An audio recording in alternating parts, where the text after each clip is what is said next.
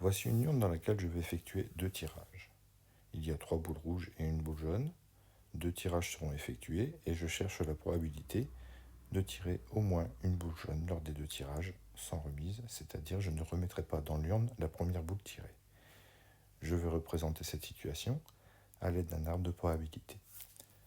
Pour mon premier tirage, 2 résultats sont possibles. Avoir une boule rouge ou avoir une boule jaune. La probabilité d'obtenir une boule rouge est de 3/4. La probabilité d'obtenir une boule jaune est de 1/4.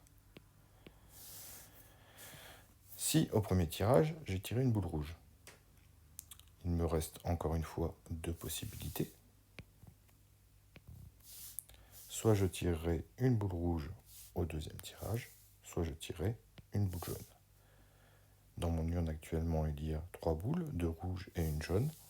La probabilité de tirer une boule rouge est donc de 2/3. La probabilité de tirer une boule jaune est donc de 1/3. Si à mon premier tirage, j'ai tiré une boule jaune, dans mon urne, il ne me restera que des boules rouges, et donc au deuxième tirage, j'aurai obligatoirement une boule rouge avec une probabilité égale à 1. Les tirages possibles sont donc avoir une boule rouge suivie d'une boule rouge, avoir une boule rouge suivie d'une boule jaune, avoir une boule jaune suivie d'une boule rouge.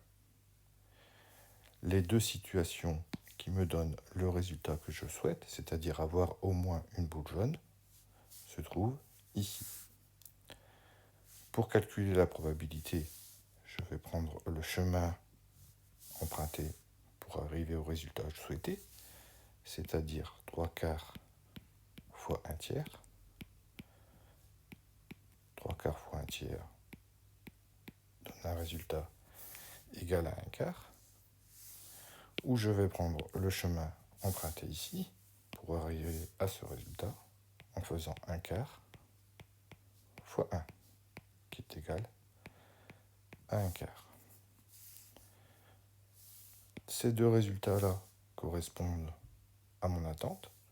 La probabilité d'avoir une boule jaune parmi mes 2 tirages sera donc égale à 1/4 plus 1/4, c'est-à-dire 1/2.